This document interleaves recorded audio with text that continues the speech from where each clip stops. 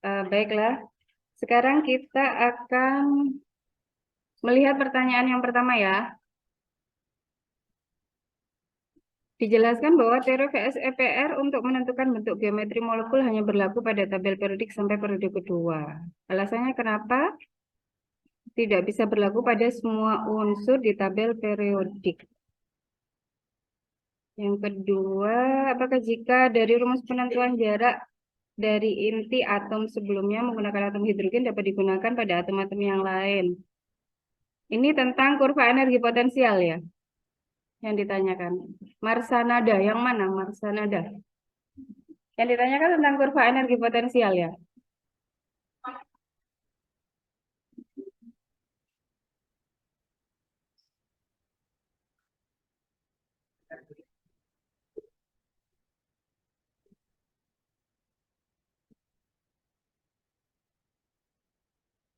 Untuk menyelesaikan, maksudnya untuk menyelesaikan Hamiltonian, gitu ya.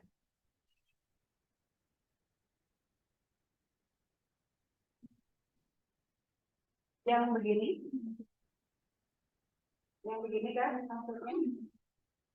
Kurva yang seperti ini kan maksudnya. Oh, dulu dijelaskan juga. Waktu zamannya Pak Anton juga dijelaskan. Dari hidrogen. Udah dijelaskan ya. Hidrogen ini maksudnya hidrogen ini atom hidrogen atau molekul hidrogen. Atom juga ada begininya.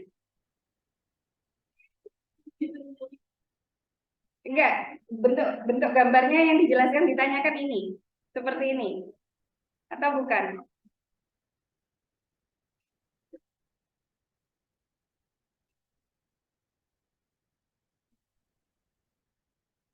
Kalau yang dari materi yang saya berikan ada kurva yang seperti ini memang ya. Semua lihat kan? Ini namanya kurva energi potensial ya. Kalau dari Pak Anton itu materinya struktur atom ya, bukan struktur molekul. Maka Pak Anton tentunya menjelaskan yang ini. Kalau yang ini bagian saya ya. Nah, apa Pak Anton juga membahas kurva semacam ini? Kurvanya sama? Bukan. Jadi yang kamu tanyakan yang mana? Yang atom atau yang molekul? Yang atom. Karena kalau kurva energi potensial, sumbu X-nya ini adalah jarak R. Sumbu Y-nya ini adalah energi. Ya. Kalau R itu jarak antar inti. Kalau atom kan intinya hanya satu. Nggak mungkin dia memiliki jarak antar inti.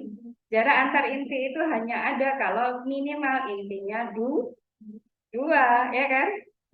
Nah, itu jadi kalau molekul karena intinya dua, maka rasional ada jarak antar inti. Tapi kalau intinya hanya satu saja, jarak jarak dengan inti yang mana gitu kan ya nggak ada.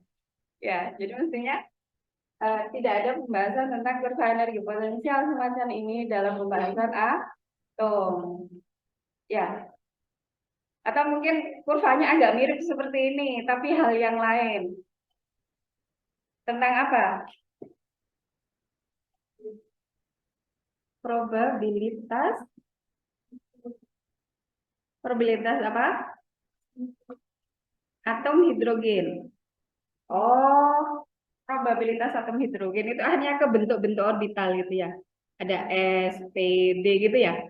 Kurvanya memang agak mirip ya. Kurvanya kayaknya begini deh. Biasanya itu begini. Gini ya. Ini untuk orbital S, orbital P mungkin begini kan? Ya, ya. Ya ini cerita yang lain ya. Sumbu. Jadi kalau mau melihat suatu grafik, yang penting yang harus kalian lihat pertama itu adalah sumbu X apa, sumbu Y apa. Ya, kalau sumbu X-nya itu sudah lain, gitu ya. Nanti itu ceritanya sudah lain, bukan barang yang sama, gitu ya. Jadi kayaknya ini apa namanya probabilitas gitu ya. Sumbu Y-nya ya. Yang ini jarak apa ya dari inti ke inti atom ke ruangan di sekitarnya gitu ya. Ya, jadi ini membicarakan tentang sebaran elektron kan ini kan fungsi gelombang elektron. Jadi ini bukan jarak inti dengan inti yang lain gitu. Tapi inti suatu inti atom dengan ruangan di sekitarnya. Ruangan di sekitarnya berjarak R. Biasanya R kecil. Ya.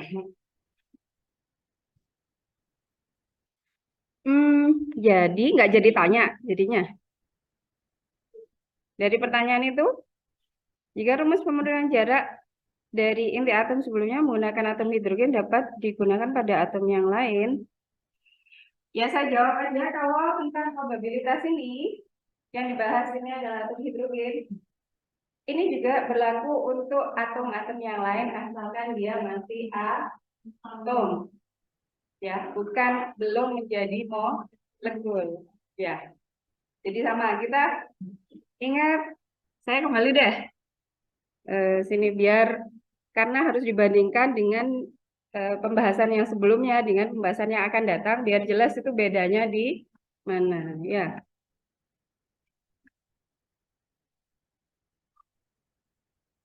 Hmm,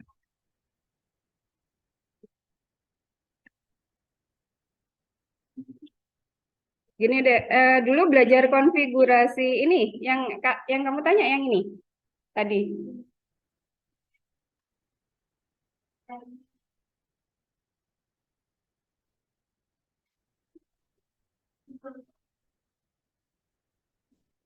Heeh.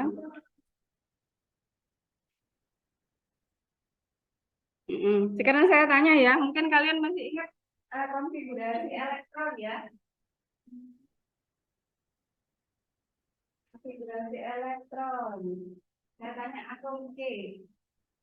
Kayak apa?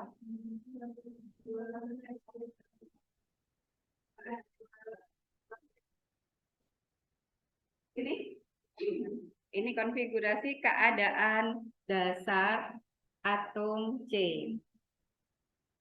Ingat ya kata-kata saya.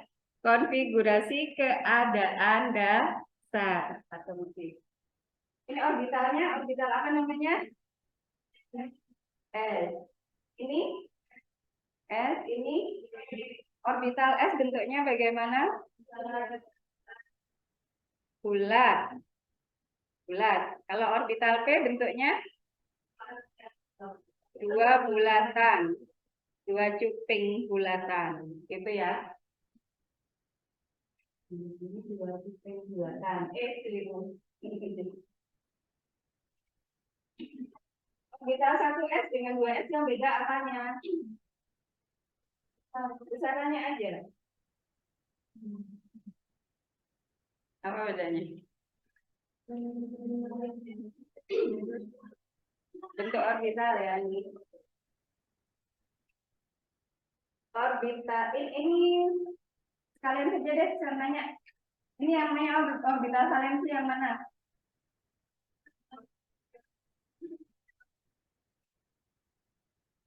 2S2 sama 2P 2 ini ya. Kenapa kok ini disebut sebagai orbital valensi? Karena orbital valensi itu adalah ada orbital pada kulit terluar. Ini kulitnya itu yang mana sih yang menunjukkan kulit? Yang menunjukkan kulit yang mana?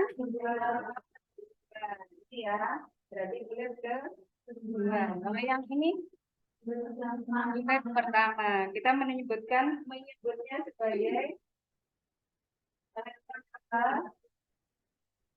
Yang ini namanya elektron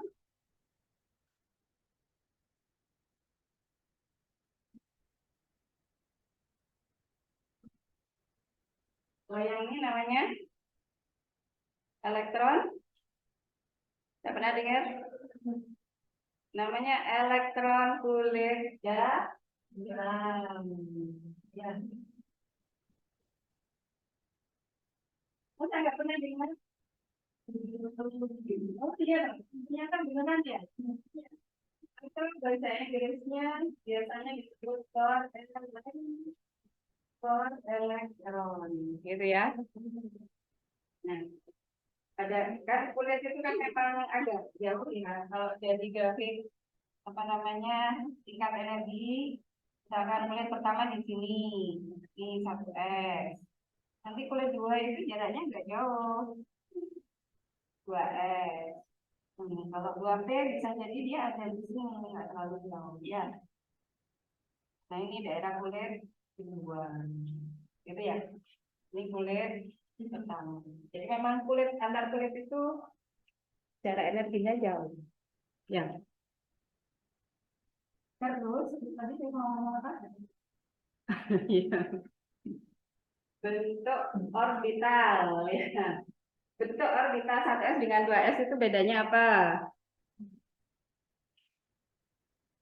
Bulat kan, bentuknya bulat. Terus bedanya apa?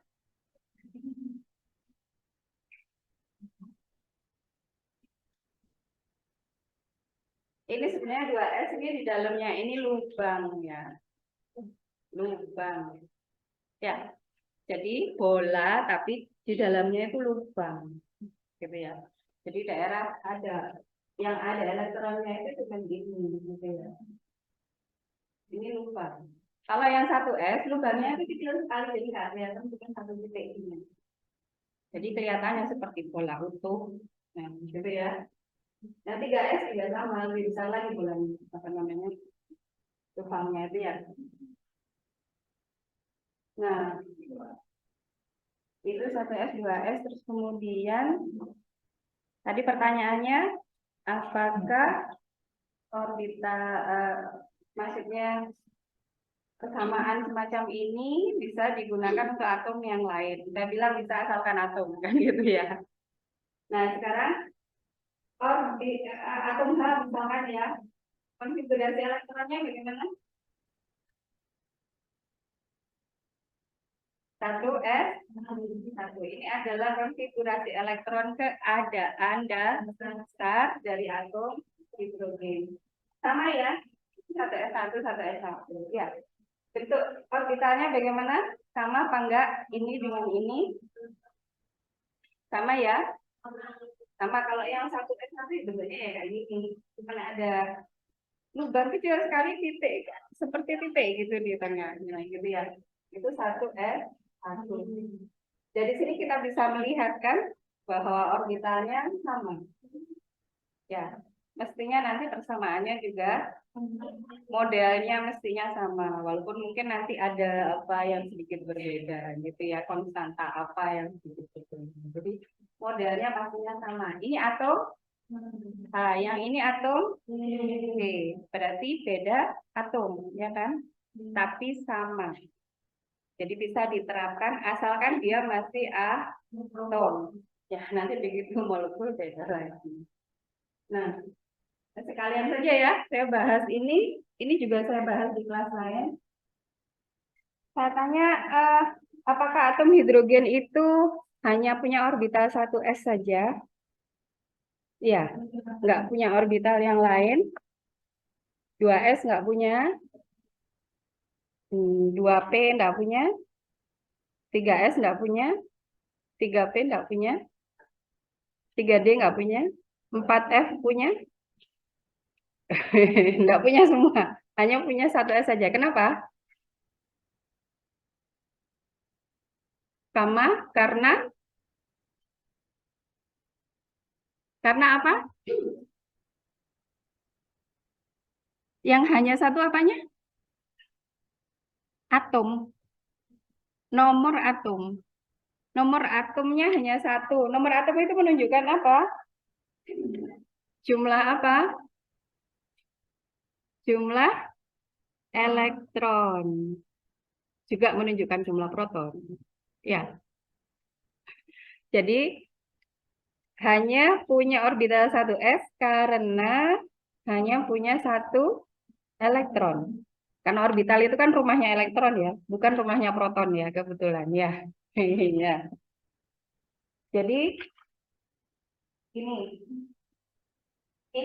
contoh diagram energi dari tingkat-tingkat energi di dalam atom. Jadi sumbu Y-nya ini adalah energi. Ada angkanya ya, cuman ini enggak dikasih aja, tapi ada angkanya. Minimal kelihatan mana yang angkanya lebih rendah, mana yang lebih tinggi. Ya. Nah, bagaimana suatu atom itu kemudian bisa memunculkan spektra? Apa hubungannya dengan tingkat energi?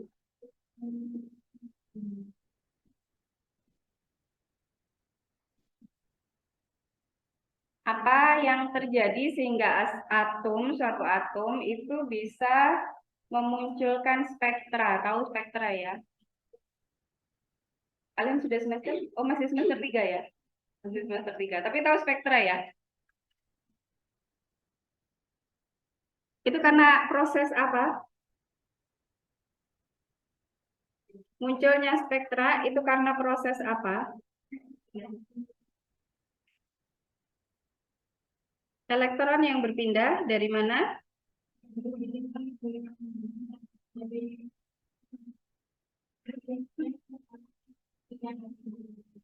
Dari kulit pertama ke kulit yang lain gitu maksudnya.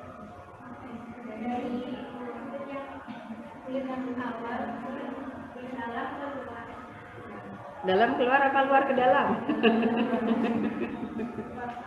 Jadi dari sini ke sini gitu lah. Gitu. Terus muncul spektra gitu.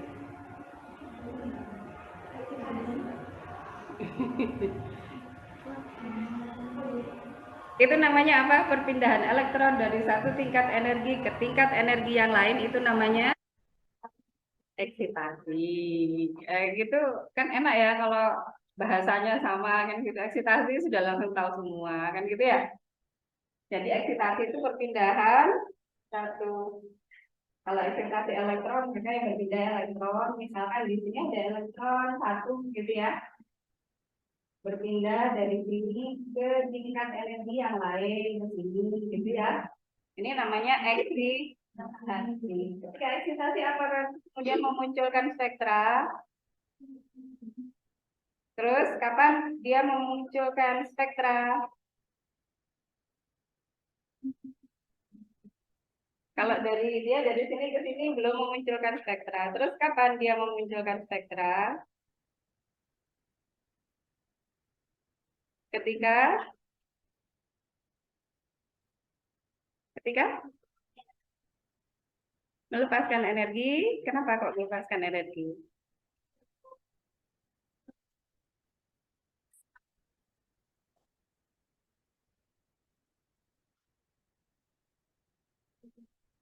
Kalau ada energi sisa terus untuk bergerak. Ya, bergerak. Kalau di dalam orbital dia bisa bergerak kemana?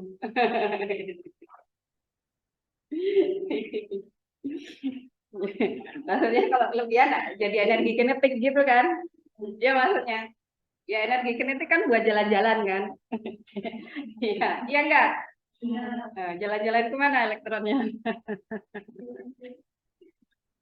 Kalau dia terperangkap di orbital yang tertentu ya nggak bisa jalan-jalan dong. Ya, kalau dia nggak terperangkap di orbital tertentu baru dia bisa jalan-jalan, ya kan? Jadi ketika ini namanya tereksitasi ya, ini membutuhkan energi. Dari mana energinya diperoleh? Dari siapa yang ngasih energinya? Masuk terus habis nggak ada apa-apa tiba-tiba meloncat. Dari dapat dari mana energinya? Yang dia serap itu tadi waktu eksitasi. Kan kalau ada yang diserap berarti ada yang ngasih ya. Dari mana itu?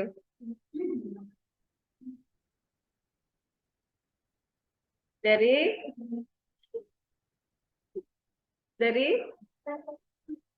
Frekuensi apa?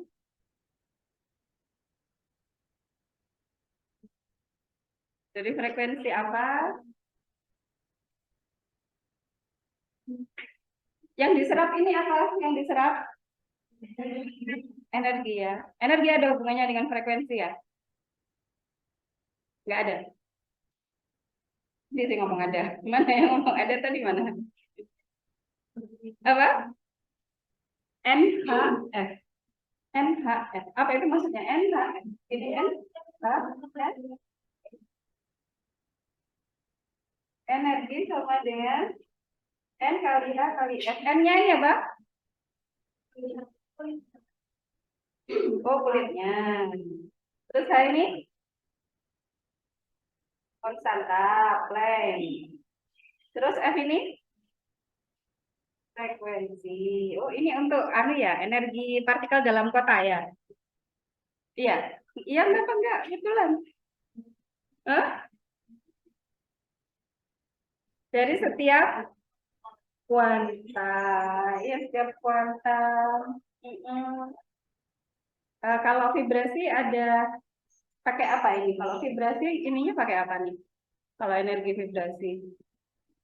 N-nya itu kan nggak punya kulit ya kalau energi vibrasi ya. Iya. Terus N-nya jadi apa nih? Sekarang persamaan umum hubungan antara energi dengan frekuensi apa? Kalau ini kan khusus untuk yang punya kulit, ya kan? Ada N-nya. Kalau yang nggak punya kulit, ya. Rumus umum hubungan antara energi dengan frekuensi apa? Hmm.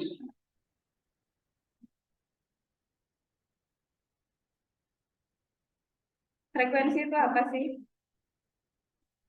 Frekuensi itu apa? Frekuensi itu sifat apa yang memiliki sifat frekuensi? Gelombang. Hanya gelombang yang punya sifat frekuensi. Partikel juga punya frekuensi. Frekuensi apa?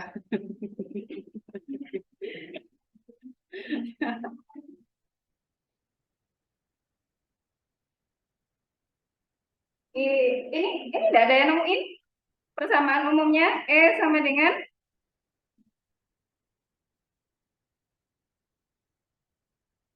E sama dengan KC per lambda. Hmm? Terus apa hubungannya sama frekuensi? Gimana?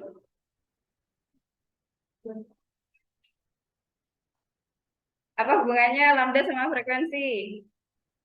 Persamaannya bagaimana? Lambda apanya frekuensi? Gitu.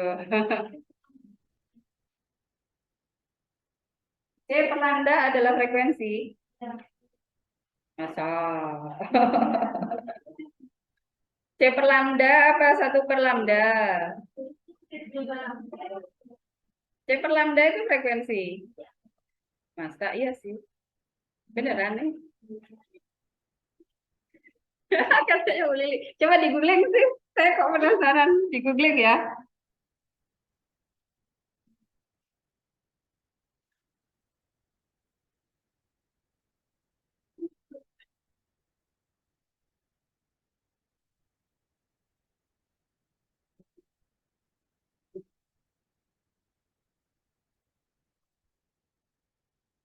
Di googling ya. Saya jadi penasaran nih.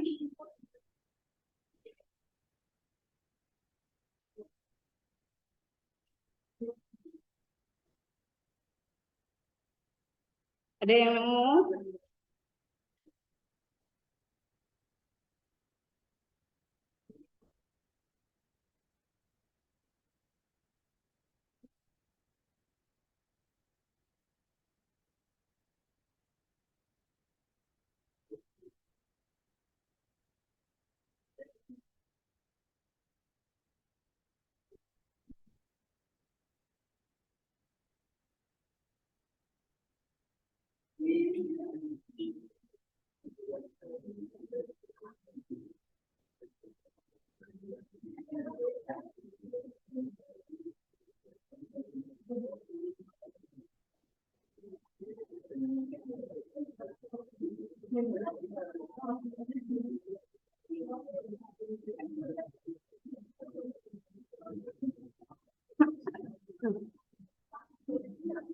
Benar ya?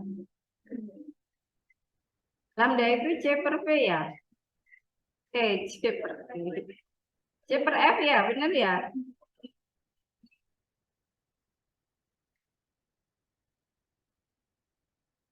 F sama dengan C per lambda. Bukan lambda sama dengan C per F ya? Bukan.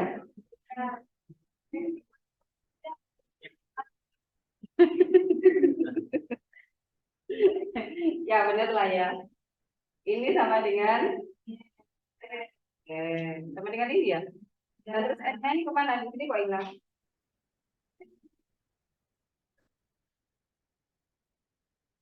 Karena nggak punya. Ya kalau secara umum hubungannya seperti ini ya, atau berarti sama dengan HR atau kadang ditulis KANU, gitu ya. Ini hubungan umum antara energi dengan frekuensi atau lambda. Terus tadi hubungannya apa?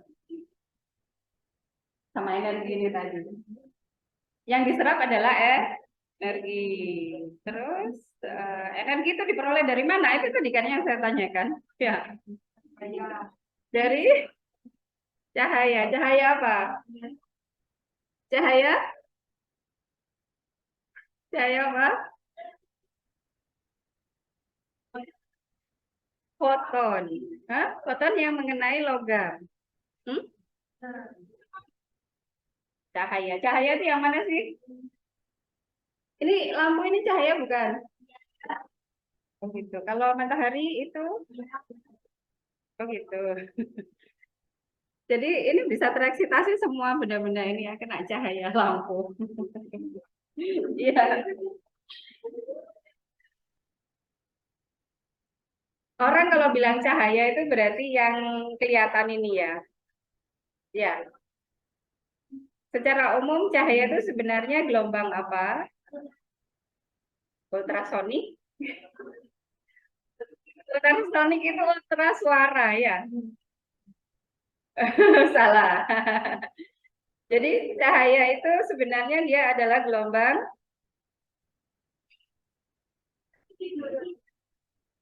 visible. Dia sebenarnya gelombang apa?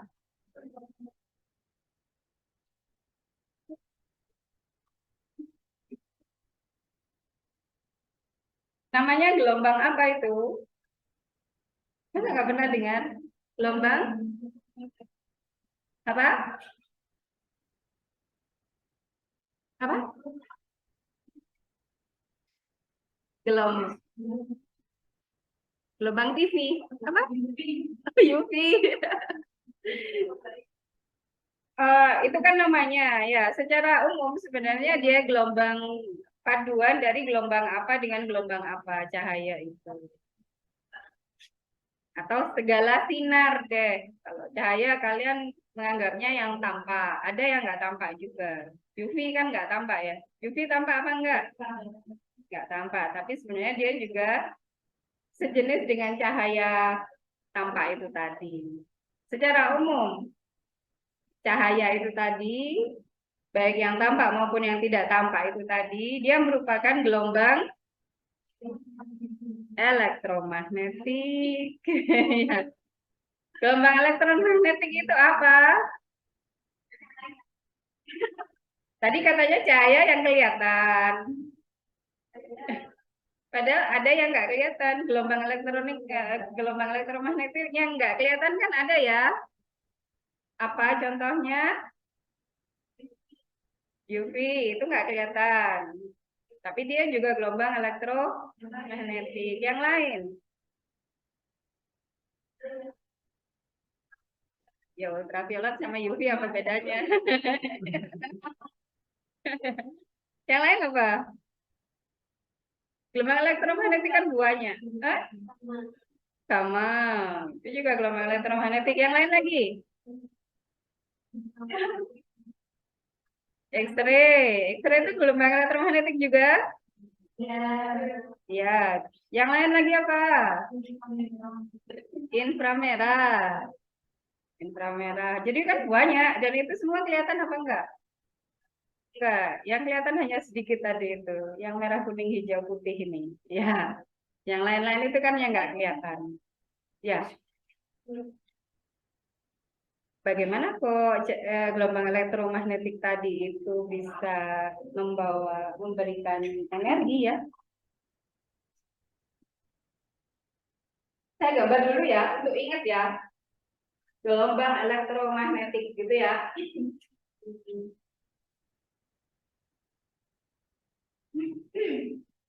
Gelombang elektromagnetik ini sebenarnya perpaduan antara gelombang apa dengan gelombang apa. Antara gelombang, dengar saya. Perpaduan antara gelombang elektro sama listrik. Apa? Elektro sama listrik dan magnetik. Ya, jadi perpaduan antara dua belah gelombang, yaitu gelombang listrik dan gelombang magnet. Ya, listrik sama magnet itu benda yang berbeda ya. Ya. Kalau listrik kan kita bisa kesetrum, kalau magnet kita nggak kesetrum kan. Ya. Dia merupakan perpaduan antara dua buah gelombang, yaitu gelombang listrik dan gelombang magnet. Gelombang biasanya bentuknya kayak apa ya? Satu lembah, satu bukit. Pokoknya satu lembah, satu bukit. Yang listrik begitu. Yang magnet apa juga begitu. Ya, sama. Nah, gelombang elektromagnetik ini perpaduannya itu, nah, misalkan ini adalah gelombang listriknya. Nah, ini ya. Gelombang magnet ya, itu tegak lurus terhadap gelombang listriknya. Jadi kalau ini misalkan gelombang listriknya gini, maka gelombang magnetnya itu tegak lurus. Tegak lurus, ya. Tegak lurus dia geraknya berarti begini. Gini loh ya. Nah, ini. Kalau gelombang listrik, ini kalau jalan gelap berdua gimana, saya kok agak susah ya. Manusia itu nggak bisa fokus kedua hal. Jadi yang satu naik, ini bersama tapi gitu ya. Ya, gini. Ya. Jadi secara bersamaan gelombang apa maksudnya dia bergerak misalkan ini, misalkan ini sumbu Y, sumbu X, Y, sumbu Z. Maka gelombang listriknya itu bergeraknya begini.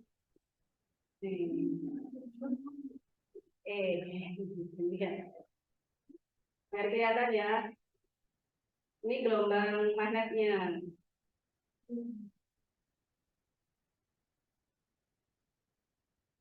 Ya.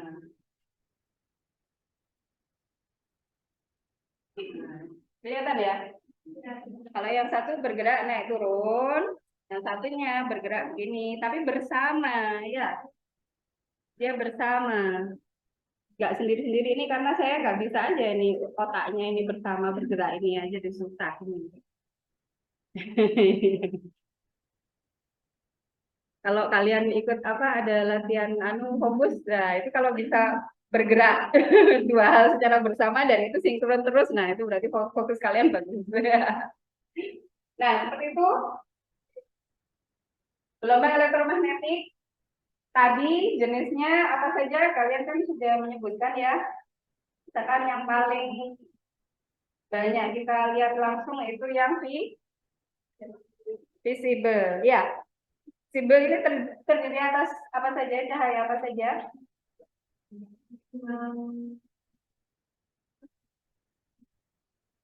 Magiku hibiu.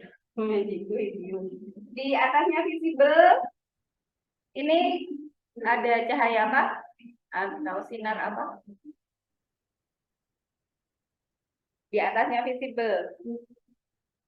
Saya tulis ya.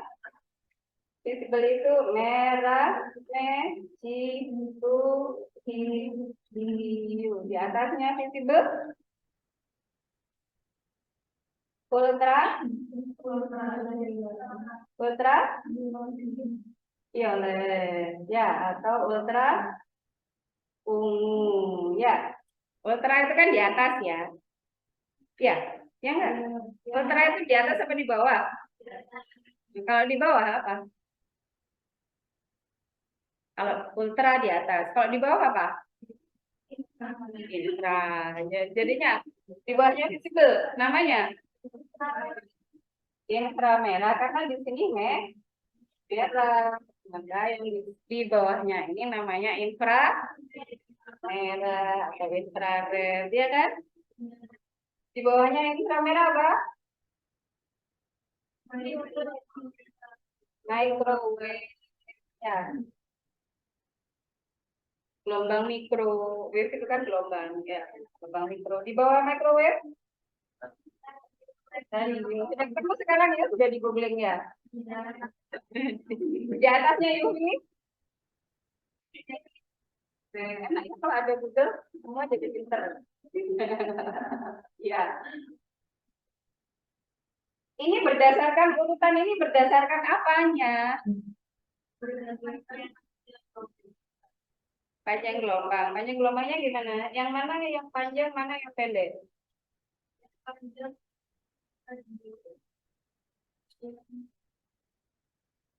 Kalau lambda, ini yang besar yang mana? Yang bawah yang besar. Jadi panasnya begini. Gitu. Panah itu kan menunjukkan arah besar. Semakin besar panah itu menunjukkan arah yang paling yang semakin membesar. Kan gitu ya. Kalau dari energinya gimana? Ke atas. Kalau energinya panahnya ke atas. Ya, emang hubungan antara energi sama lambda begitu ya? Energi sama lambda hubungannya bagaimana? Berbanding terbalik. Ini ya. Jadi begitu Anda tahu lambdanya, pasti tahu energinya. Kan gitu kan? Sama hubungannya kan tinggal gini aja. Ya. H sama C-nya itu tetap pas. Ya. Pasti angkanya langsung tahu. Jadi ternyata ini semua adalah gelombang elektromagnetik. Semuanya sama bentuknya kayak gini ya.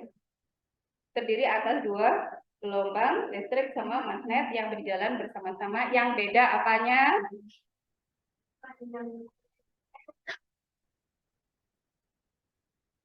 Energi sama panjang gelombang atau energi. Yang beda apanya? Semua bentuknya seperti ini kan? Yang beda apanya? Di antara berbagai ini sinar ini. Yang berbeda apanya? Panjang gelombangnya. Kalau yang paling gampang visible deh, merah itu berapa panjang gelombangnya? Merah? Ayo, berapa? 700? 700 apa? Nanometer. Karena panjang ya, ya contohnya meter, sentimeter, milimeter, nanometer, yaitu panjang ya. Kalau ungu berapa nih? 400 apa? Nanometer. Kalau UV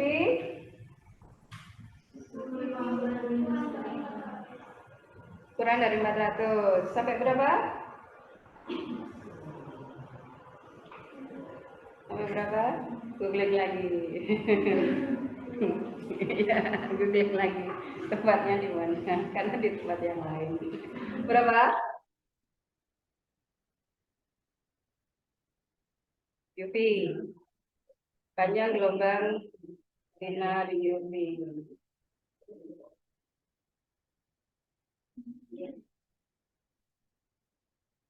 Sudah ketemu? Berapa? Eh?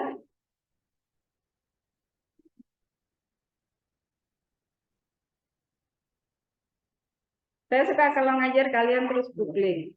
Kan kalian jadi punya referensi yang lain selain saya kan, gitu kan. Dan kalian pasti percaya, ya kan, dengan yang kalian googling itu. Jadi UV berapa?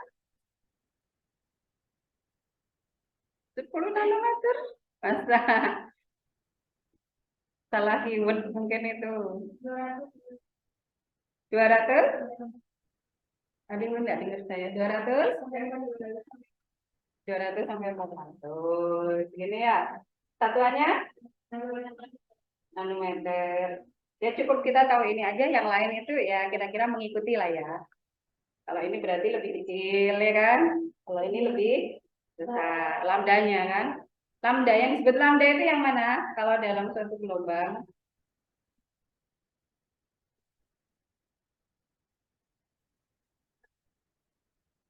Satu puncak dan satu bukit. Itu namanya satu lambda. Jadi kalau dari sini, ini satu bukit. Yang ini satu lambda. Ini berarti satu lambda. Ini ya. Satu lambda. Ini kalau cahaya merah, ini berarti panjangnya 700 nanometer. Kalau ungu, kalau ultraviolet yang 200 itu berarti panjangnya seberapa? Ini aja 350 gitu ya. Ini 150 berarti 200 kayaknya di sini gitu ya. Ini 200 nanometer. Ini sudah satu gelombang loh ya. Satu puncak satu. Nah, kira-kira biasanya kita gini kali ya. Nah, ini ya. Jadi semua ini adalah gelombang elektromagnetik yang berbeda hanya panjang gelombangnya ya. Kalau merah ini lebih panjang, itu gelombang ini. Kalau ultraviolet lebih pendek kan gitu. Jadi dalam jarak yang 700 nanometer itu ultraviolet itu sudah ada lebih banyak puncak dan lembah kan gitu ya. Ternyata itu terkait dengan energi. Ya, kalau lambdanya pendek, energinya berarti besar. Ya, lebih besar daripada yang lambdanya panjang. Jadi ternyata gelombang elektromagnetik yang bergerak begini ini dia membawa energi sesuai dengan panjang gelombangnya, ya kan? Energi yang dibawa UV itu akan beda dengan energi yang dibawa oleh cahaya merah. Berbeda dengan energi yang dibawa oleh inframerah dan selanjutnya. Jadi kekuatan energinya itu loh yang beda, yang dibawa ya. Besarnya energinya. Nah, ini kalau tereksitasi dari tingkat energi yang namanya eksitasi itu dari tingkat energi rendah ke energi tinggi, ya. Eksitasi dari sini ke sini. Ini kan letaknya sudah tertentu ya. Ini kan ada angka energinya ya. Ini juga ada angka energinya. Berarti energi yang dibutuhkan dari meloncat dari sini ke sini kan sudah tertentu kan. Tidak sembarangan energinya ya. Kalau nggak cukup, misalkan ini butuh energi 3 elektron volt, gitu ya. Maka kalau ternyata energi yang dibawa oleh cahaya itu nggak sampai 3 elektron volt, ya apa yang terjadi? Tidak terjadi eksitasi, dibiarkan saja energi itu lewat karena nggak cocok, nggak cukup, nah gitu ya buat meloncat. Karena nggak ada tingkat energi yang di sini gitu, yang di tengah-tengah ini nggak ada gitu loh ya. Jadi nggak bisa, dia sudah nanti terlanjur loncat nggak ada tempat berpijaknya kan gitu ya. Nah, pada saat ini yang terjadi adalah penyerapan energi. Ya, pada saat eksitasi itu elektron menyerap energi. Ya, terus baru keluar spektra kalau ada energi sisa, dia jadi energi kinetik dong. Energi kinetik itu energi apa? Namanya kinetik, bergerak, bukan energi cahaya. Kalau spektra itu cahaya. Spektra itu cahaya, ya. Ya, jadi bukan menjadi energi gerak. Kalau kemudian ya kalau dia tidak masuk ke orbital yang lain, mungkin akan kelebihan dia bisa bergerak. Tapi kalau dia masuk ke orbital yang lain, ya dia nggak bisa gerak. Dia terperangkap di orbital itu. Bisa gerak, ya. Jadi, kapan kemudian terjadi spektra? Ketika, ini tadi kan sudah diserap energinya. Kan berarti cahayanya itu kan diserap, ya. Itu kan tadi dari cahaya katanya, energinya ya kan? Diserap. Kalau diserap kan tidak muncul sebagai spektra, ya kan? Karena spektra itu cahaya. Ya. Kapan kemudian muncul jadi spektra? Ketika, ayo, ketika, ketika, kok bisa muncul gitu loh ya cahayanya. Munculnya dari mana? Misalkan saya tiba-tiba muncul cahaya, bercahaya. Dari mana? Dari mana? Karena setelah dia di sini misalkan beberapa saat dan kemudian dia tidak merasa nyaman, dia akan turun lagi ya ke tingkat energi yang lebih rendah. Karena berada di tingkat energi yang tinggi itu enak apa enggak? Kenapa kok enggak enak? Sudah pernah merasakan? Jadi kondisi pada energi tinggi itu nggak enak ya gitu. Kalau misalkan yang paling gampang aja, kalian tinggal di Malang dengan di Surabaya, ya. Yang di Malang itu dingin, gitu ya, sejuk, gitu. Di Surabaya panas, gitu. Lebih nyaman di mana? Di Malang itu kan sudah alamiah, gitu ya, alamiah. Jadi berada pada keadaan dengan tingkat energi yang tinggi itu tidak nyaman, ya. Kalau energi kita tidak atau memang tidak benar-benar mencukupi untuk menjaga energi tinggi, ya. Akhirnya dia kembali lagi ke tingkat energi yang lebih rendah dan kembali ini sambil agar dia bisa kembali dari sini ke sini, apa yang harus dilakukan? Melepaskan energi dalam bentuk spektra karena tadi yang diserap cahaya ya keluar cahaya juga gitu ya. Ini namanya emisi ya. Jika kalian mengenal ada spektra emisi. Spektra emisi biasanya kelihatan warnanya cahaya kalau cahaya misalkan putih atau merah, kuning, hijau gitu ya. Kalau yang ada juga sebenarnya dari naik itu dari sini ke sini itu namanya spektra absorpsi ya. Jadi yang biasa kalian ukur nantinya di apa namanya? Kalau AAS pernah dengar nama AAS? Singkatan dari? Oh nggak pernah dengar. Atomic Absorption Spectroscopy. Kita punya alatnya di ruang sana. Ya, namanya AS, Atomic Absorption Spectroscopy. Spektroskopi serapan atom. Gitu ya. Serapan atom itu berarti yang ini prosesnya. Ya, nyerap ini ya. Jadi itu bayangannya gini, backgroundnya itu adalah cahaya, maka bagian yang gelap, gelap, gelap, gelap, gelap, nah, gelap kan diserap ya cahayanya. Nah, bagian yang gelap, gelap, gelap, gelap, nah itu berarti bagian panjang gelombang yang diserap. Nah, kalau yang spektra emisi, itu berarti latar belakangnya gelap, terus muncul warna cahaya, cahaya, cahaya, cahaya, cahaya. Nah, itu namanya spektra ya, di kebalikannya. Ya, terus ini tadi ngomong apa? Jangan kemana-mana, lupa. Oh, saya tadi tanya, ini orbital atom H, ini 1s ya. Saya nanya apakah atom H punya orbital 2s? Apakah punya orbital 2s? Punya atau tidak? Ada yang bilang punya. Ya, punya. Punya. Punya? Yang sini punya? Punya orbital 2s?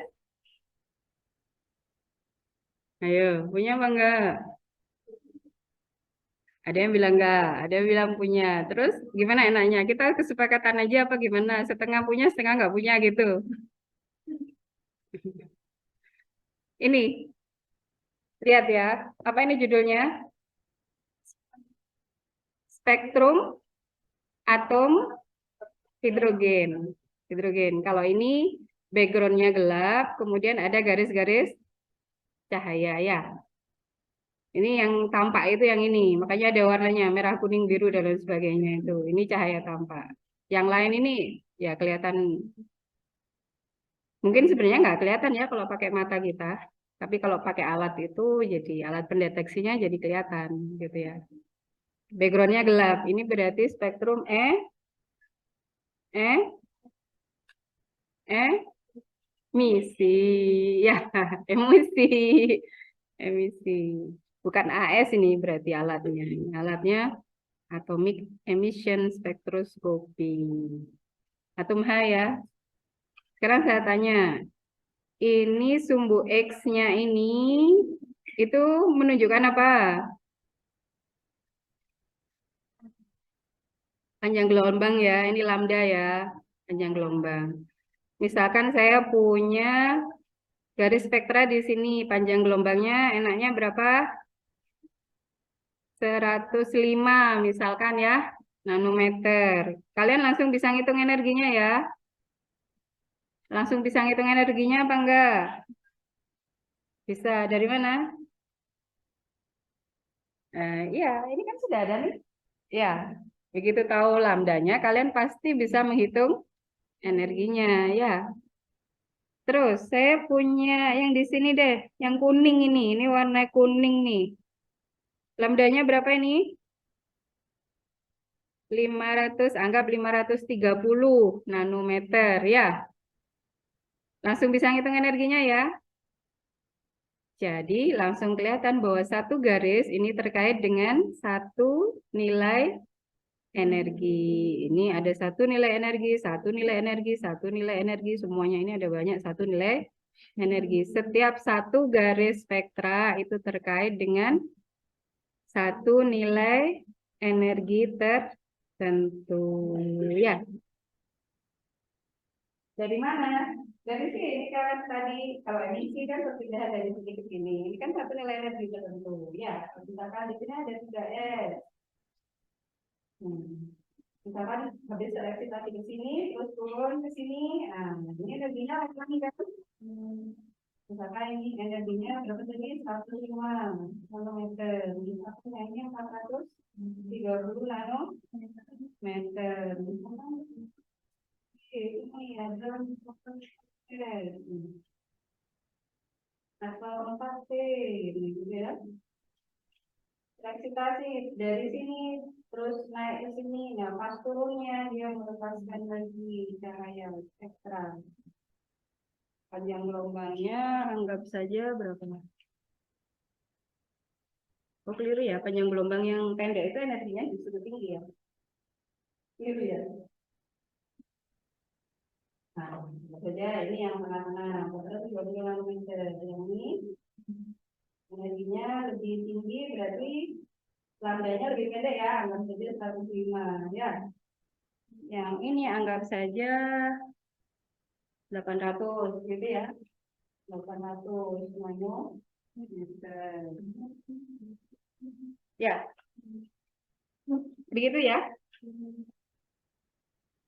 Terus sekarang saya nanya lagi. Atom hidrogen apakah tidak punya orbital 2s? Punya. Kenapa kok punya?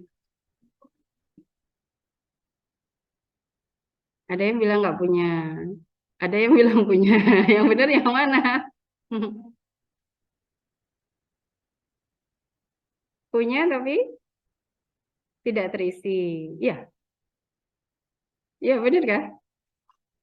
Jadi misalkan ini, saya punya spektra ini ya. Berapa tadi? 105 gitu ya. Nanometer ya.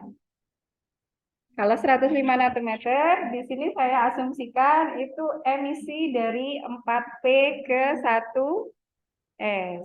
Iya, iya enggak? Saya asumsikan 105 nanometer itu adalah akibat emisi dari turunnya elektron dari orbital 4P ke orbital 1S. Sekarang saya tanya, atom hidrogen punya orbital 4P apa enggak? Eh? Enggak punya. Kok ada spektranya? Kalau enggak punya. Nah ini barangnya ada di sini nih. Iya. Kan tadi saya mengatakan saya ambil misalkan 105 nanometer. Ini punyanya dari emisi tingkat energi 4P ke 1S. Nah, karena saya nanya, atom hidrogen punya orbital 4P apa enggak? Dengan logika seperti itu tadi, atom hidrogen punya orbital 4P apa enggak? Punya, ya kan? Terisi apa enggak? Tidak. Kalau tidak terisi, bagaimana bisa ada elektron turun dari sana ke sini? Iya. Jadi terisi apa enggak? Nyatanya ini spektranya ada, berarti ada benda yang turun, kan gitu ya. Dari 4P ke 1S, iya kan? Berarti terisi dia. Iya. Terisi apa enggak? Terisi apa? Emang orbital bisanya terisi sama apa? Elektron. Emang bisa terisi sama yang lain?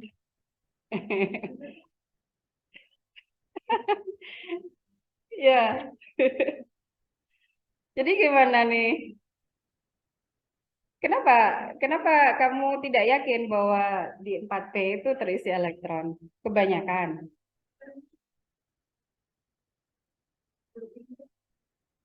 Oh, elektronnya cuma satu. Ayo, terus gimana? Kok bisa dia ada di 4P? Hah? Tereksitasi. Dari mana? Dari 1S. Ya, ya. Kan spektra emisi itu baru muncul setelah proses eksitasi, habis itu turun, ya kan? Iya. Jadi elektronnya atom hidrogen berapa? Satu apa banyak? Ya tetap satu ya. Cuman dia bisa berada di tingkat energi yang mana aja, ya kan? Tergantung energinya yang dia punya seberapa ya. Kalau dia lagi nyerap energi yang cukup untuk dia pindah ke 4P, ya dia di 4P. Ya, ya. Sehingga nanti kalau ternyata dia menyerap energi yang sampai membuat dia berada di 4P, turunnya ya dia mengeluarkan energi ya sebesar itu kan gitu. Sampai akhirnya muncul spektra di sini. Ya, ada garis spektra di sini. Nah, gitu ya. Jadi sudah punya bayangan ya. Jadi jangan pernah berpikir bahwa atom hidrogen hanya punya orbital 1S. Enggak, ya. Dia punya seluruh jenis orbital. Dan ini adalah fakta. Jadi bagaimana manusia itu kemudian membuat teori atau membuat postulat atau apapun itu sebenarnya berawal dari fakta, ya. Ini faktanya. Fakta itu nggak bohong, nggak bohong gimana mau bohong, fakta. Ya. Manusia hanya mencari penjelasan tentang fakta yang dilihat, kan gitu. Nah, sekarang saya saya yakinkan lagi kalian gitu ya, karena kalian baru saja mengalami shock berat nih. Iya, Karena sesuatu yang kalian yakini sejak mungkin SMA kok tiba-tiba berubah kan gitu ya. Ini tulisannya apa nih?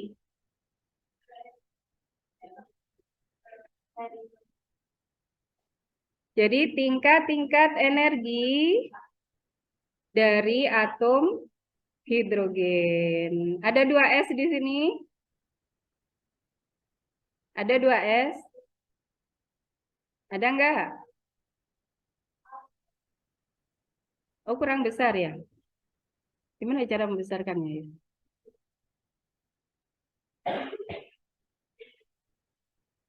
Ada 2P, ada 3D, ada 4F, ada 5F, ada 7F, 8F.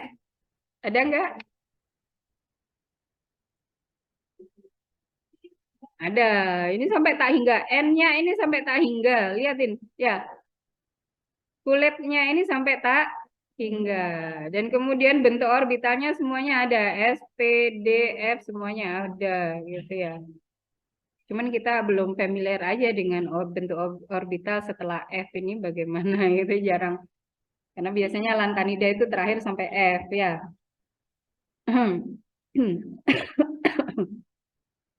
Mm-mm.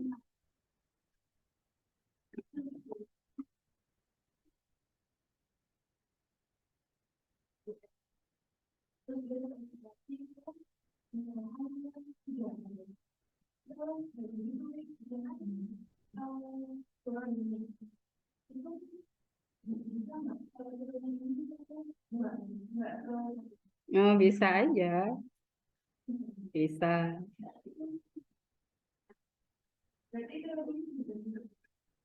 Turunnya ini bergantung apa ya? Saya juga harus mencari tahu ini kalau ini. Kalau saya pernah melihat yang namanya diagram Gotrian kalau nggak salah di buku Atkin ini juga, tapi yang edisi ini sepertinya tidak ada. Yang edisi lampau itu ada. Jadi apa namanya terlihat emisi turunnya dari eksitasi itu tidak harus selalu ke yang paling bawah 1S, bisa ke yang lain-lain, bisa ke yang lain-lain. Yang diserap dengan yang dilepas bisa beda, bisa beda. Kalau nggak salah itu memang ada yang pertama aturan seleksi terlebih dahulu. Aturan seleksi nanti mungkin kalian belajar di semester 4 atau 5. Aturan seleksi spektra apa saja yang kemudian akan muncul gitu ya. Semua kemungkinan eksitasi ataupun turun, turun itu namanya apa ya? Tidak ada namanya biasanya, tidak disebutkan namanya. Nah, itu kemungkinan semua kemungkinan itu bisa terjadi, tapi yang benar-benar nanti muncul di alam ini sebagai spektra itu hanyalah transisi-transisi yang memenuhi aturan seleksi namanya. Aturan seleksi. Jadi ada aturan seleksi. Tidak semua bisa muncul sebagai spektra. Itu nanti akan dipelajari pada materi berikutnya di semester semester 5 mungkin insya Allah. Ya, jadi itu tadi ya tentang atom dan orbitalnya. Orbitalnya itu sama namanya SPD dan itu berlaku tidak hanya untuk atom hidrogen saja, bisa untuk atom yang lain juga. Ya, bentuk bentuk persamaan fungsi gelombang atomik. Ya, kemarin sama Pak Anton sudah sampai pada pembahasan fungsi gelombang atomik. Nah, ini deh. Untuk mempelajari partikel-partikel pada ukuran yang sangat kecil, ukuran atomik dan subatomik, elektron itu termasuk yang subatomik. Proton itu subatomik, ya. Neutron subatomik. Sinar gamma, beta, alfa itu atomi foton itu subatomi. Itu kita harus menggunakan pendekatan mekanika kuantum. Kenapa? Kenapa? Ayo, kalian sudah belajar mekanika kuantum sejak dari Bu Lili kemarin, ya. Terus kenapa? Untuk mempelajari sifat-sifat dan perilaku semua materi dalam ukuran yang kecil, mikroskopis, subatomik, atomik, harus menggunakan mekanika kuantum. Kenapa? Ayo.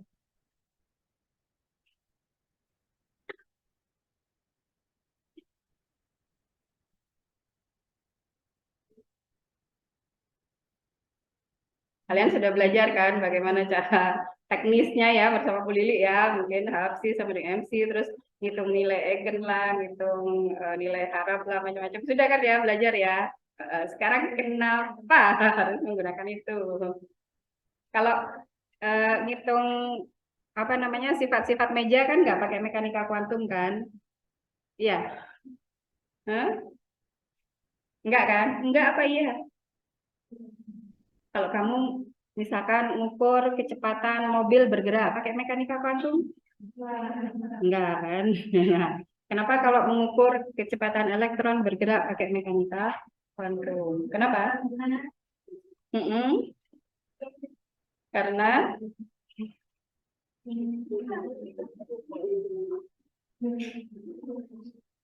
karena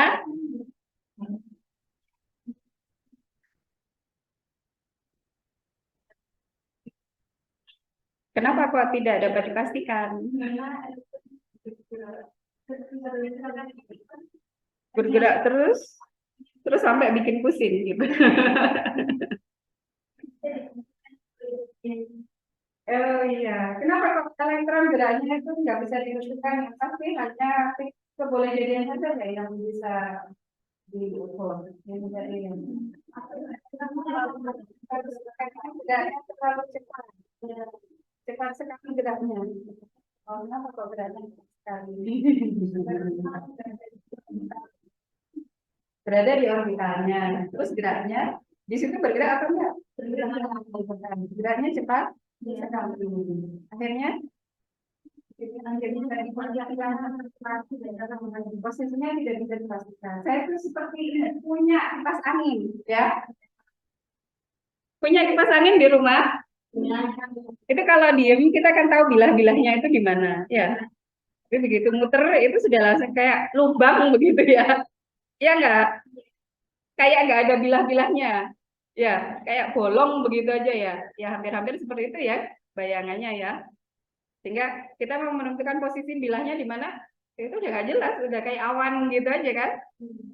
Nah, ya gambarannya seperti itu ya gerakan elektron itu. Ya, elektron itu sebenarnya partikel. Partikel apa bukan? Partikel. Partikel yang bagaimana? Gimana? Tergantung apakah dia bersifat sebagai partikel atau gelombang. Artinya kadang dia bersifat sebagai partikel, kadang bersifat sebagai gelombang. Begitu. Kalau kalian punya sifat partikel dan gelombang apa enggak? Kalian sendiri? Hah? Enggak, kenapa? Kan di dalam tubuh kalian ada elektron-elektronnya juga. Iya enggak? Hah? Kenapa kalian nggak merasa punya sifat gelombang? Bukankah di dalam diri kalian ada elektron yang punya sifat gelombang kan? Iya. Kenapa? Emang sifat gelombang itu seperti apa sih? Sifat gelombang yang kemudian itu memang benar-benar kelihatan banget membedakan dengan sifat sebagai partikel. Itu apa?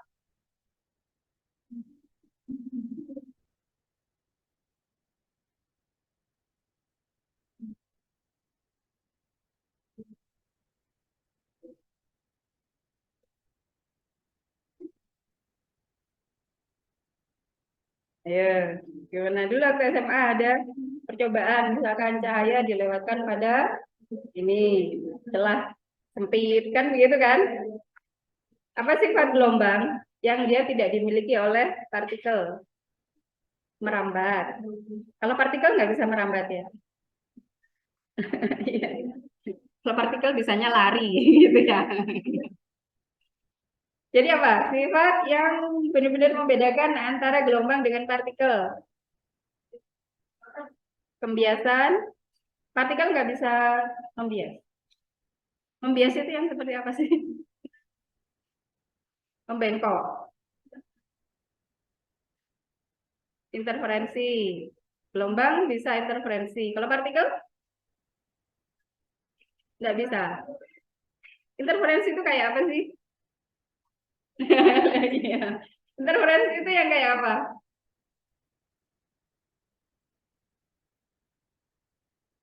Kalau gelombang ketemu sama gelombang yang lain, yang terjadi apa? Misalkan ini gelombang, kan semakin besar. Ketemu sama gelombang yang lain semakin besar. Gimana? Semakin besar itu kalau bagaimana ketemunya?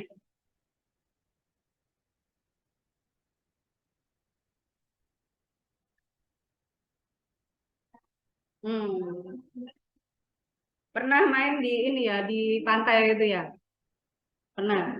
Terus pernah nggak dari jauh itu kelihatannya gelombangnya nggak tinggi, tiba-tiba deket kita langsung tinggi gitu? Pernah? Pernah nggak? Itu bahaya di pantai selatan itu biasanya seperti itu. Dari jauh itu kelihatannya landai, damai kan gitu. Begitu deket tiba-tiba langsung besar. Iya. Itu karena apa? Karena mungkin ada beberapa gelombang yang ketemu dan berinterferensi, yang kebetulan interferensinya itu menjadikan gelombang itu menjadi lebih besar. Kenapa? Bagaimana cara ketemunya? Gelombang, misalkan dua gelombang, ketemunya bagaimana? Sehingga hasilnya gelombang yang lebih besar. Itu apabila searah. Searah itu begini. Puncak ketemu sama puncak. Ini contoh gelombang ya. Ya, jadi ada bagian puncak, ada bagian lembah, kan gitu ya. Ada bagian puncak, ada bagian lembah, kan gitu ya.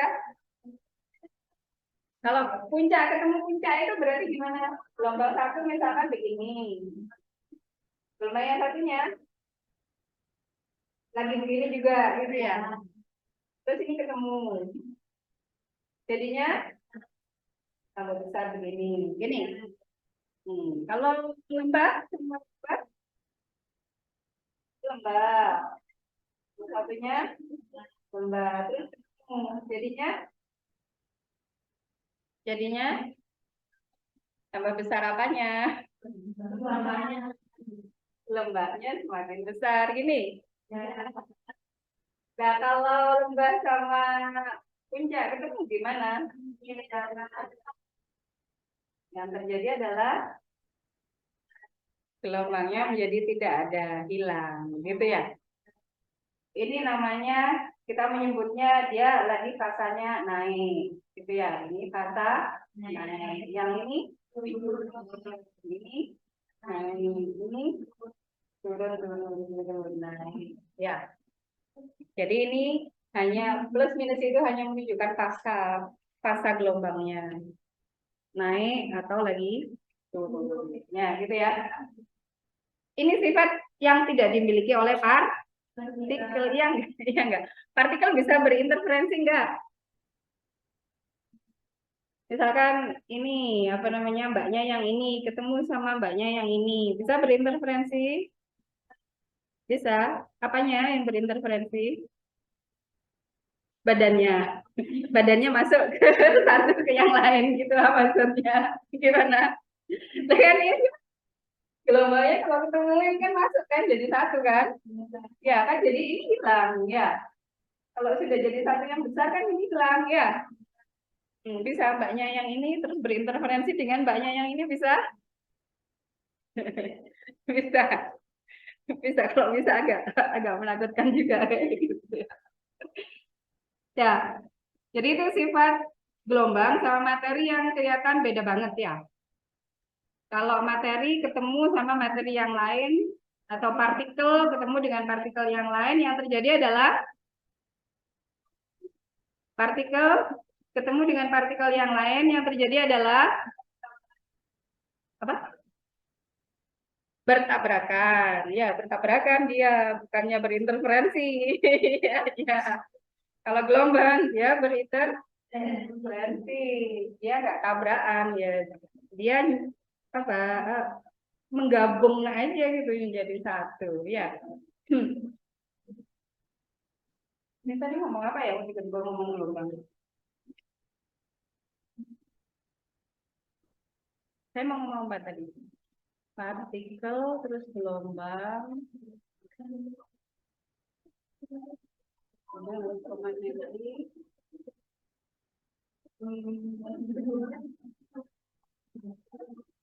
Sebelum ini tadi saya ngomong apa ya? Soal apa ya? Pada nggak ingat juga.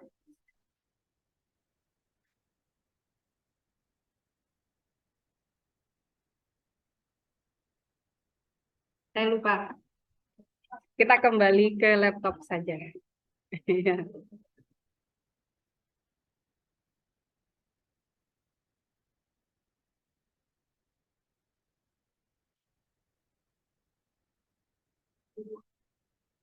Hmm. Saya belum sampai ngomong soal ini ya. Born Oppenheimer juga belum ya. Ya, enggak apa-apa. Ini untuk sebagai awalan ya, transisi dari materi sebelumnya dengan materi berikutnya. Jadi untuk memantapkan yang kemarin kalian pahami. Oh iya, saya ingin mengingatkan bahwa itu tadi konfigurasi elektron. Ya, saya mengatakan 1S. Ini adalah konfigurasi elektron keadaan dasar.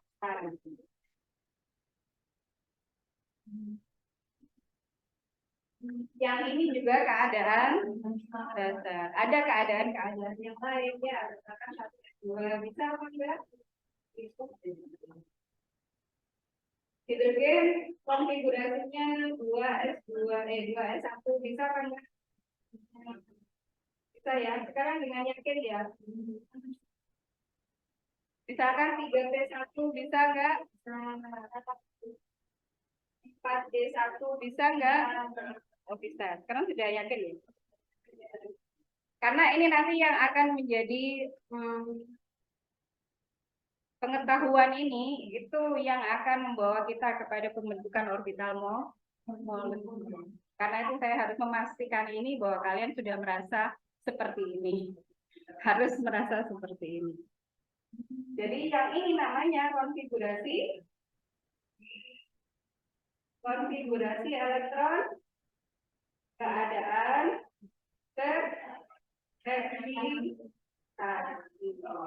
Jadi konfigurasi elektron yang biasanya mungkin dulu ditanyakan di kimia dasar atau apa gitu ya, kalian langsung C, oh ini itu adalah keadaan nah, ada keadaan-keadaan yang lain yang belum ditanyakan saat itu.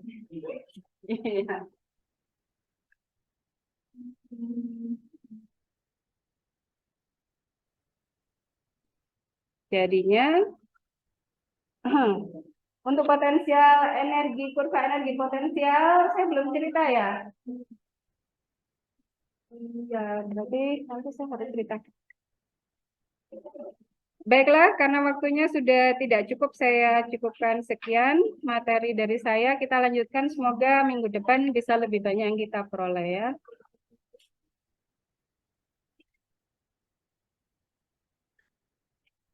Jadi untuk pertemuan kali ini saya cukupkan sampai di sini saja.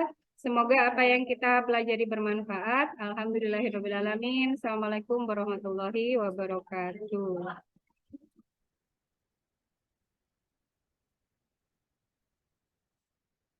Sama-sama.